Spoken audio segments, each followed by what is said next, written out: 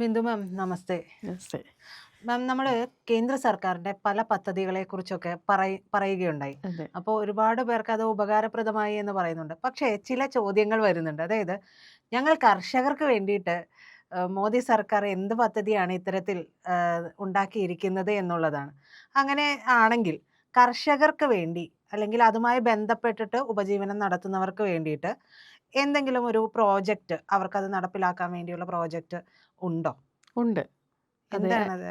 Agricultural infrastructure fund എന്നും പറഞ്ഞുകൊണ്ട് 2020 ജൂലൈയിൽ സൂൺ ആഫ്റ്റർ ദ കോവിഡ് ഉണ്ടല്ലോ. കോവിഡ് ഉം. കഴിഞ്ഞ ഉടനെ തന്നെ ഒരു സ്കീം കൊണ്ടുവന്നത് ആത്മനിർഭർ ഭാരതിൽ കൊണ്ടുവന്നിരിക്കുന്ന ഒരു സ്കീം തന്നെയാണത്. ഉം. AIF എന്ന് പറയും. AIF. AIF എന്ന് പറയും. ഉം. അതെങ്ങനെയാണെന്ന് വെച്ചാൽ കർഷകർക്ക് ഉം. ഹാർവെസ്റ്റ് കഴിഞ്ഞിട്ട് ഉം. ഇതൊരു വെയർഹൗസിലോ ഇല്ലെങ്കിൽ ഇതൊന്ന് ഹോൾഡ് ചെയ്യാനോ ഉം. ഇല്ലെങ്കിൽ പാക്ക് ചെയ്യാനായിട്ടുള്ള സംവിധാനങ്ങൾക്ക് ഒക്കെ വേണ്ടിയിട്ട് ഇല്ലെങ്കിൽ ഒരു വാല്യൂ അഡീഷൻ കൊടുത്ത് വിപണിയിൽ ഇറക്കാൻ വേണ്ടിയിട്ടും പ്രൈസ് ഫ്ലക്ച്വേഷൻസ് നോക്കിയിട്ടും വിൽക്കാനായിട്ടുമുള്ളൊരു സംവിധാനത്തിന് വേണ്ടിയിട്ടാണ് ഈ ഒരു പദ്ധതി കൊണ്ടുവന്നിരിക്കുന്നത്. അതായത് വെയർഹൗസ് വെക്കാനായിട്ട് വാല്യൂ അഡീഷൻ കൊടുക്കാനായിട്ട് നമ്മൾ പറക്കുമല്ലോ സീഡ് നല്ല മഞ്ഞൾ, സെക്കൻഡ് ഗ്രേഡ് മഞ്ഞൾ അങ്ങനെ ഉണ്ടാവുമല്ലോ. ആ ഒരു സോർട്ടിംഗ് പ്രോസസ്സിനൊക്കെ വേണ്ടിയിട്ടാണ് ഈ ഒരു പദ്ധതി കൊണ്ടുവന്നിരിക്കുന്നത്. വിളവെടുപ്പ് കഴിഞ്ഞിട്ടുള്ള അതിന്റെ ഇതിലേക്ക് ഷെഡിലോട്ട് മാറ്റി അതെ ഇത് വിപണിയിലെ ഏറ്റക്കുറച്ചിലുകൾ വിലയുമായി അതെ ബന്ധപ്പെട്ടിട്ട് ഏറ്റക്കുറച്ചിലുകളൊക്കെ നോക്കിയിട്ട് ഇവർക്ക് ഇത് ഇത് പുറത്തിറക്കാം. അതെ പുറത്തിറക്കാൻ പറ്റും. അപ്പോൾ കുറച്ചും കൂടെ കർഷകർക്ക് ഇത് ആനുകൂല്യം കിട്ടും. ആനുകൂല്യം എന്ന് വെച്ചാൽ സർക്കാരിൻ്റെ സൈഡിൽ നിന്നല്ല ഞാൻ പറയുന്നത്. ഇവർക്ക് ഇപ്പോൾ 10 രൂപയ്ക്ക് പ്രൊഡ്യൂസ് ഹാർവെസ്റ്റ് ചെയ്യുന്ന സാധനം അത് നേരെ ചിലപ്പോൾ അവർക്ക് 15നോ ഇല്ലെങ്കിൽ ഇരട്ടി വിലയ്ക്കോ 20 രൂപയ്ക്കോ ഇത് പുറത്തിറക്കാൻ പറ്റും. എക്സാമ്പിൾ മഞ്ഞൾ. നമ്മൾക്കറിയാമല്ലോ കോവിഡിന് ശേഷമാണ് മഞ്ഞളിന് ഇത്രയും പ്രാധാന്യം അതെ. നമ്മുടെ ഇടയിൽ വന്നിരിക്കുന്നത്. ആ മഞ്ഞൾ തന്നെ ഹാർവെസ്റ്റ് ചെയ്ത പച്ച മഞ്ഞളിനെ എടുത്ത് ഡീഹൈഡ്രേറ്റിംഗ് മെഷീനിൽ വെച്ച് ഉണക്കി, പണ്ട് സൂര്യപ്രകാശത്തിലായിരുന്നു, അത് ഡീഹൈഡ്രേറ്റിങ്ങിലോട്ട് വെച്ച് ഉണക്കി അത് ടീ ആയിട്ട് ഇറങ്ങുന്നുണ്ട്, ഇല്ലെങ്കിൽ കുർക്കുമിൻ കണ്ടൻറ്റ് കൂടുതലായിട്ട് ഇറങ്ങുന്നുണ്ട്. പല ഫോർമാറ്റിൽ ഇപ്പം മഞ്ഞൾ നമുക്ക് ഇറങ്ങുന്നുണ്ട്, ഡ്രിങ്ക് ആയിട്ട് ഇറങ്ങുന്നുണ്ട്. അപ്പം ആ ഒരു ഫോർമാറ്റിലോട്ട് കൊണ്ടുവരുമ്പോൾ കർഷകന് കൂടുതൽ പൈസ ലാഭം കൂടുതൽ കിട്ടും. അത് കർഷകരെ ശരിക്കും പറഞ്ഞാൽ നല്ല രീതിയിൽ അത് അവരുടെ എക്കണോമിക് കണ്ടീഷൻ ഇമ്പ്രൂവ് ചെയ്യാനായിട്ട് അവർക്ക് അതാകുമ്പോ ഒരു വിഭവത്തിൽ നിന്ന് പല വിഭവങ്ങളിലേക്ക് നമുക്ക് വിൽപ്പന നടത്താനും സാധിക്കും. ഇത് ഡ്രൈ ആയിട്ട് വേണ്ടവർക്ക് അങ്ങനെ വാങ്ങാം, പച്ചയ്ക്ക് വേണ്ടവർക്ക് അങ്ങനെ വാങ്ങാം, തൊലി കളഞ്ഞ് വാങ്ങേണ്ടവർക്ക് അങ്ങനെ വാങ്ങാം.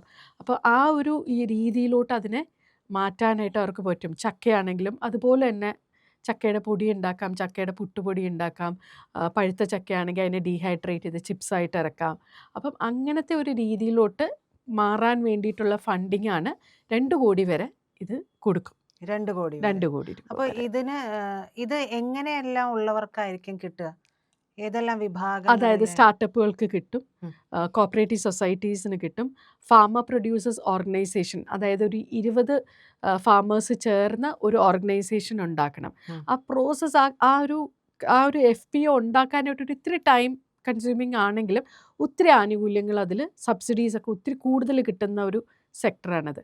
കോപ്പറേറ്റീവ്സ് അതല്ലാതെ പ്രൈവറ്റ് പാർട്ടിക്കും ഇതിൽ വരാൻ പറ്റും. ഇപ്പോൾ മാം പറഞ്ഞ പോലെ ഒരു ഗ്രൂപ്പ് ഉണ്ടാക്കണം എന്ന് പറഞ്ഞല്ലോ, ഫാമേഴ്സിന്റെ ഒരു ഗ്രൂപ്പ് ഉണ്ടാക്കണം. ഇനി അതല്ലാണ്ട് ഈ പ്രൈവറ്റ് പാർട്ടീസ് എന്ന് ഉദ്ദേശിച്ചത് തനിച്ച് തന്നെ ഒരാൾക്ക് അങ്ങനെ ഒരു കമ്പനി ആയിട്ട് ഫോം ചെയ്ത് വന്നിട്ട് ചെയ്യാൻ പറ്റും. അപ്പൊ ഇത് എങ്ങനെയാ അപ്ലൈ ചെയ്യേണ്ടത്? ഇത് നമ്മൾ നേരെ ഇൻഡസ്ട്രീസ് ഡിപ്പാർട്ട്മെൻറ്റുമായിട്ട് എപ്പോഴും നമുക്ക് ഒരു ലേസൺ ഉണ്ടാവണം, കൃഷി ഇതുമായിട്ട് വേണം. ഇത് നേരിട്ട് നമുക്ക് ഇൻഡസ്ട്രീസ് ഡിപ്പാർട്ട്മെൻറ്റിൽ പോയി ചോദിച്ചാൽ അവർ നമുക്ക് അതിൻ്റെ പ്രൊസീജിയേഴ്സ് പറഞ്ഞു തരും. അതുപോലെ MSMEയിൽ ചെന്നാലും പറഞ്ഞു തരും നമുക്കിതെങ്ങനെയാണ് ചെയ്യേണ്ടത്. മെയിൻ ഹെഡ് ക്വാർട്ടേഴ്സ് MSMEയിൽ വേണം നമ്മൾ ഇതിന് വേണ്ടിയിട്ട് കൂടുതൽ. അതായത് നമ്മൾ നമ്മുടെ ലോക്കൽ ഏരിയയിൽ കണക്ട് ചെയ്തതിന് ശേഷം, ഇൻഡസ്ട്രീസായിട്ട് കണക്ട് ചെയ്തതിന് ശേഷം MSME വിഭാഗമായിട്ട് നമ്മൾ കണക്ട് ചെയ്താൽ നമുക്ക് കുറച്ചും കൂടി ഫാസ്റ്റായിട്ട് കാര്യങ്ങൾ ചെയ്യാൻ പറ്റും. കമ്മ്യൂണിക്കേഷൻ കുറച്ചും കൂടെ ഫാസ്റ്റർ ആവും. അതായത് നമ്മുടെ ഇതുവരെ നമ്മൾ പറഞ്ഞ പ്രോജക്റ്റുകളിലെല്ലാം എല്ലാം ലോക്കൽ ലോക്കൽ.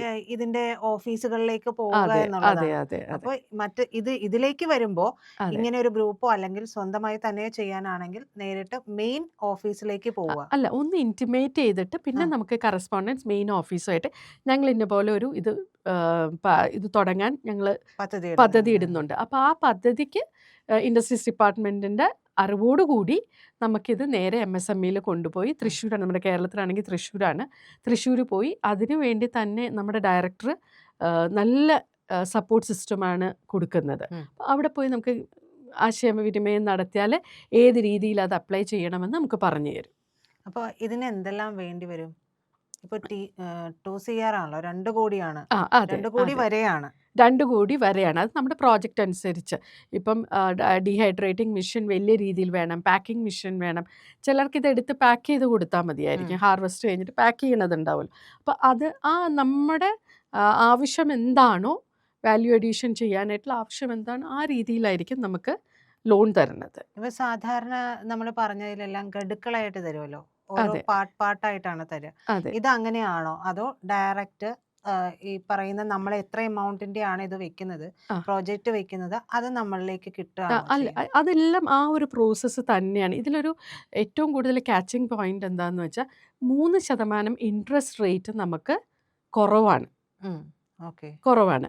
പിന്നെ 5 വർഷം എന്നുള്ളത് നമുക്ക് 7 വർഷം കൊണ്ട് നമുക്ക് അടച്ചാൽ മതി.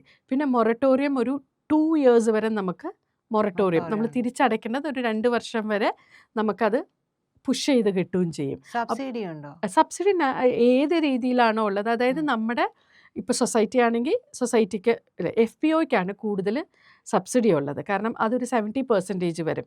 നോർമൽ പ്രൈവറ്റ് ലിമിറ്റഡിലാണ് ഇപ്പോൾ എന്ത് കിട്ടുന്നോ 25% മിഷനറിയുടെ സബ്സിഡീസ് കിട്ടും.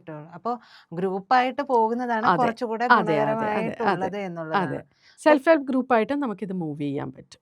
സ്ത്രീകൾക്കൊരു കൂട്ടായ്മയായിട്ടും ഇത് മൂവ് ചെയ്യാൻ പറ്റും.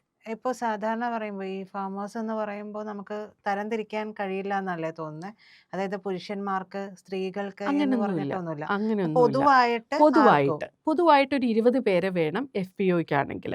ഇപ്പോൾ സൊസൈറ്റിക്കാണെങ്കിൽ ഇപ്പോൾ അതൊക്കെ കുറഞ്ഞു, ഇപ്പോൾ 8 പേര് മതി സൊസൈറ്റി ഫോം ചെയ്യാനായിട്ട്. അപ്പം അതിൽ പെണ്ണോ ആണോ അങ്ങനെയൊന്നും വ്യത്യാസങ്ങൾ അവിടെ ഇല്ല.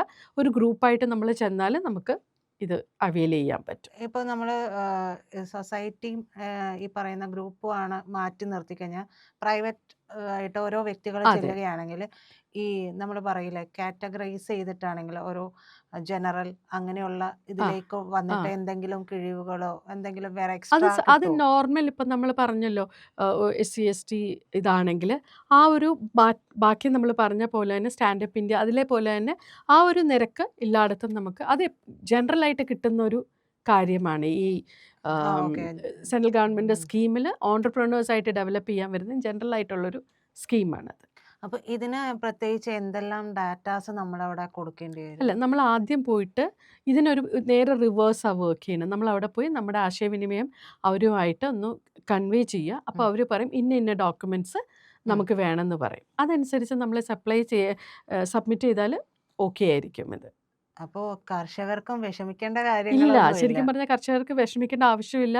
കർഷകരിലോട്ട് എത്തുന്നില്ല എന്നുള്ളൊരു ഇതിനൊരു പബ്ലിസിറ്റി കൂടുതൽ കൊടുക്കുന്നില്ല എന്ന് മാത്രമേ ഉള്ളൊരു ഒരു സംശയം കൂടി ചോദിക്കുകയാണ്. ഇതും നമ്മൾ പറഞ്ഞ പോലെ ആദ്യം ലോക്കൽ ആ ഇൻഡസ്ട്രിയൽ ആ ഒരു ഡിപ്പാർട്ട്മെന്റിലേക്ക് ചെന്നിട്ട് വേണം പോകാനായിട്ട്. അവിടെ ചെന്ന് ഇത് നമ്മൾ അറിയിക്കുക, അതെ അതിനുശേഷം മേൽ ഓഫീസുമായിട്ട് ബന്ധപ്പെടുക അതെ എന്നുള്ളതല്ലേ അതെ ഉള്ളൂ. അതെ അപ്പൊ അതെ അവിടെ നിന്ന് ലോക്കൽ ഓഫീസിൽ നിന്ന് നമുക്ക് വേണ്ടുന്ന എല്ലാ നിർദ്ദേശങ്ങളും നമുക്ക് കിട്ടും. ലെറ്ററും എല്ലാം തരും. നമുക്ക് ലെറ്ററും തരും, ഇന്ന പോലെ ഇവർ വന്നതാണെന്ന് ലെറ്ററും കൊണ്ട് നമ്മൾ MSMEയിൽ ചെന്നാൽ മതി.